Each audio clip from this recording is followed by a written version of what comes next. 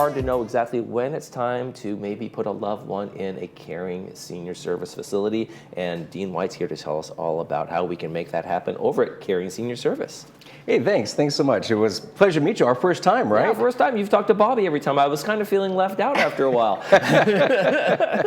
Exactly. Well, just on the forefront, we have caregivers that come into the home. So we don't have a facility of our own. We actually come inside, that when mom or dad need some help around the house, we provide the caregiver that comes in and cares for them. And that's a great opportunity because a lot of seniors don't want to live. That's one of probably the biggest resistance point is I don't want to go somewhere. That's right. I don't want to be taken away from my home, this place I'm familiar with, my friends, my family, my community, and that kind of thing.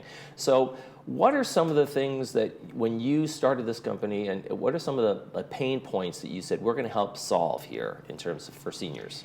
Yeah, one of them is I believe that there is just a lot of senior abuse, financially.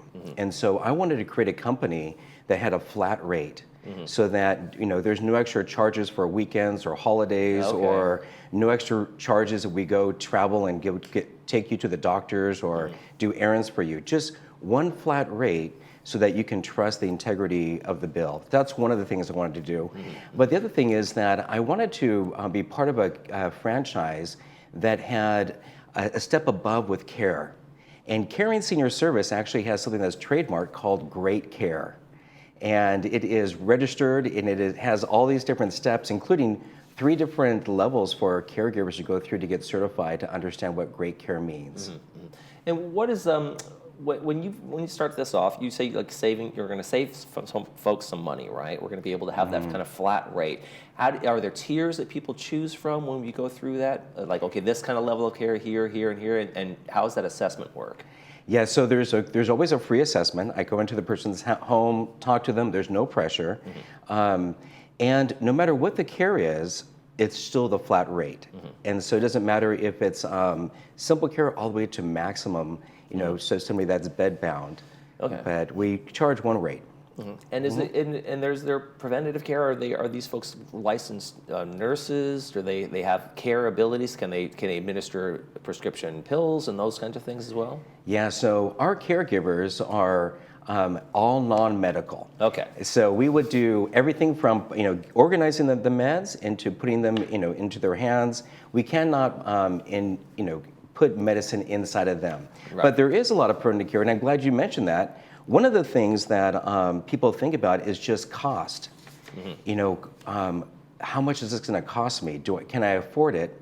And I really believe that even if you had somebody come alongside even 4 hours a week, that person being there is going to help. Because the cost of a hospital is much more. Right. And a good example, I have a friend, it wasn't one of my clients, but a friend, his parents, Barbara and George, they got their medicines mixed up.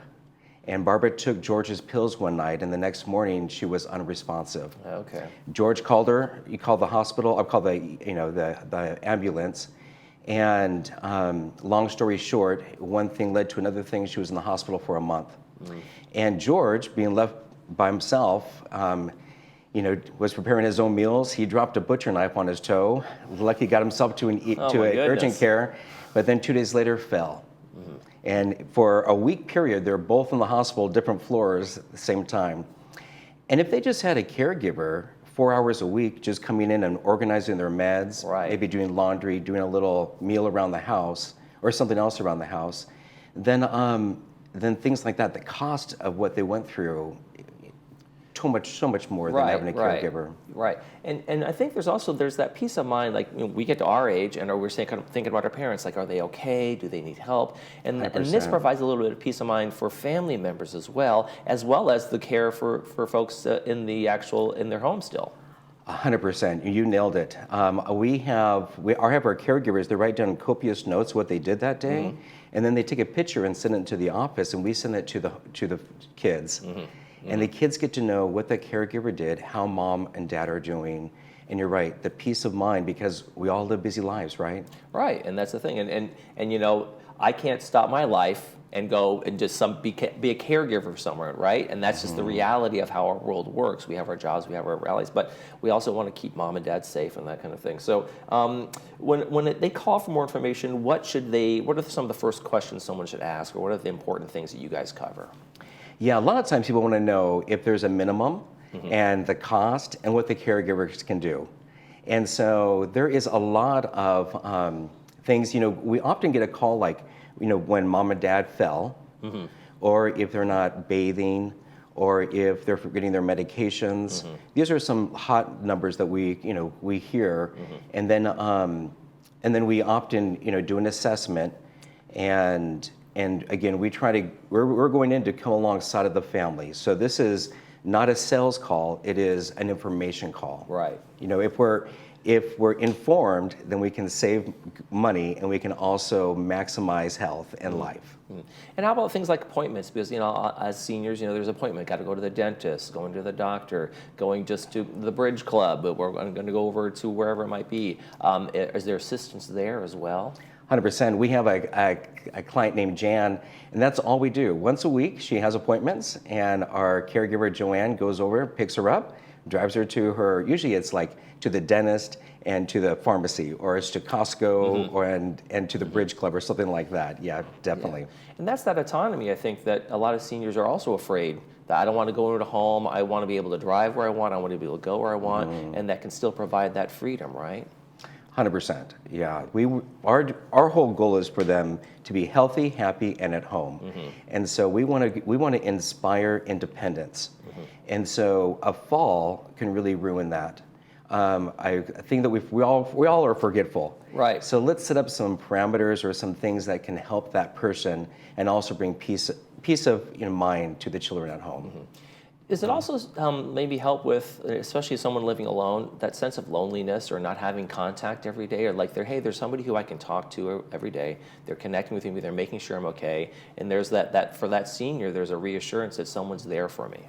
In fact, we met with Lois this week, and Lois said, you know, Dean, can my caregiver come and make lunch for me and then sit down and have lunch with me, because I would like to talk with them every day. And I said, 100%, Lois. You know, our caregivers are wanting to get into this because they want to be a friend to somebody, first and foremost.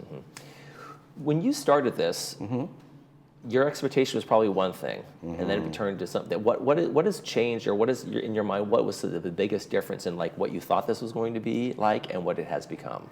Yeah, that's a great question. I would say sleep at night is the biggest change. I really care about people, and so my mind, it's hard for me to turn it off and not worry about them. And I think that everybody does that with their own kids, maybe. And this is, you know, all the clients I have, I care about them. You know, I pray for them, I think about them, and it's hard for me sometimes just to turn off the switch. Right. That's probably one of the biggest things. And then the other one is just how much different care is out there. It's really important for a family to interview different companies and really find out who's behind the company, because that's going to be ultimately the care that they get. Right. Well, if Caring Senior Service sounds like it's right for you folks, Dean White is the man to call on that one. I want to thank you very much for joining us today, Dean. Thank you very much. Appreciate it. We come back, we'll be talking to boomers. They're retiring too. Stay with us.